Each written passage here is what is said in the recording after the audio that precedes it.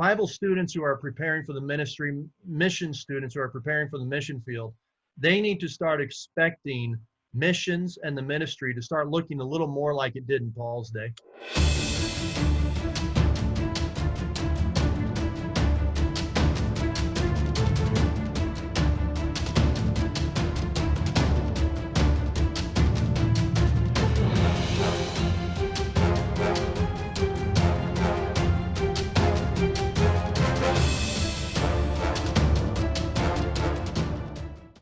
I'm so thankful to be with Matt Winkler, longtime missionary in Uganda, church planter, translator. I've got 3 quick questions for you.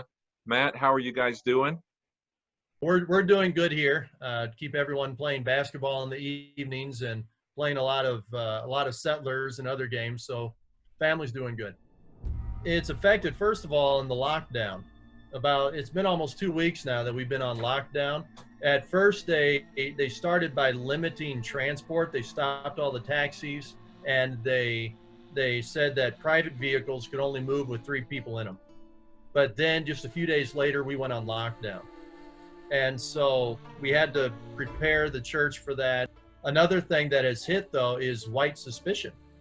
We have people who really are suspicious of whites because they blame us for bringing it in. Children will call out at us and say, "Hey, COVID or Corona," as we pass by.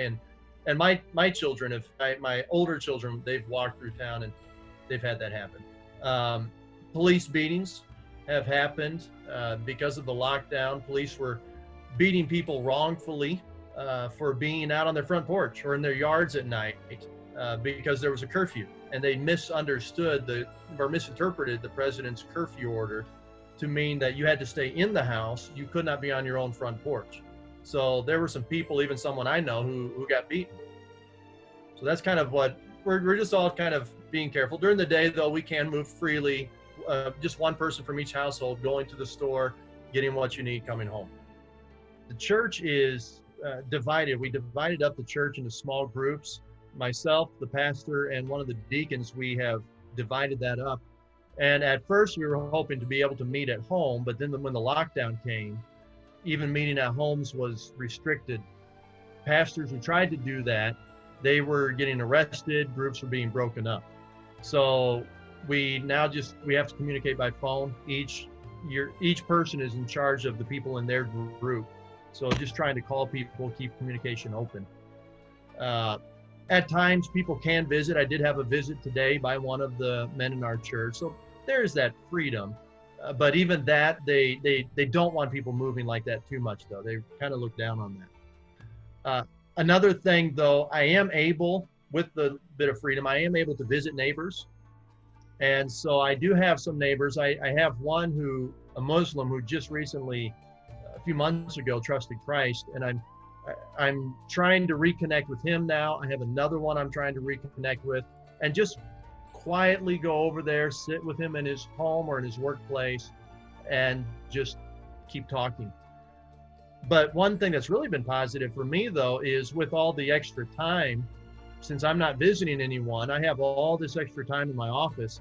So there's a big translation project that I've been working on for years, and I've just not had time to get back to it because of the ministry. So in the past couple of weeks, though, I've really had a lot of extra time to get back to it, and I'm hoping maybe by the end of next week to be able to finish it with all the extra time. So it's actually in that way been a blessing.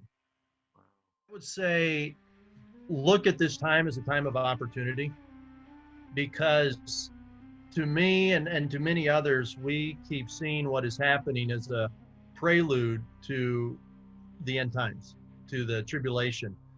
And we are laying, I believe, the foundation for those who will be saved during the tribulation.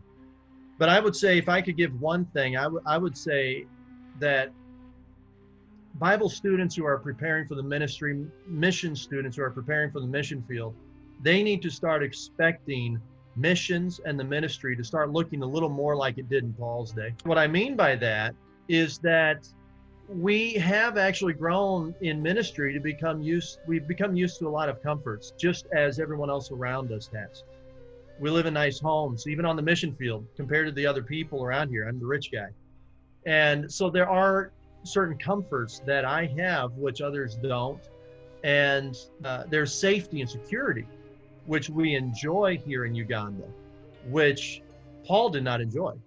Paul stood up, he preached, he was beaten, he was thrown in prison. Me, I stand up and preach. The worst thing that I've had happen, I've had Muslims look at me and call me liars. I've had them look at me, and in their eyes, they want to physically harm me. But I have never felt like I could be at this point taken down and beaten by these guys. Well, I have had that happen once, but that's not the norm. And or considering that if I go to the other side of town right now and try to visit someone who is really in terrible medical condition, and I feel like I need to visit him now and continue witnessing to him and risk a possible arrest or even myself getting a beating from the police for being somewhere where I should not be at the moment, because it's more important to witness to this guy because he could die in the next few days. I have a situation like that I'm dealing with even right now. And so I think we need to really change our expectations in ministry and in missions to expecting the mission field, the ministry to start to go back to looking a little more like what it did in the days of Paul. We've been talking to Matt Winkler. Thank you for watching. And Matt, God bless you. We'll continue praying for you and your family on a daily basis and expecting great things from God. Thank you, Rodney. Appreciate you guys.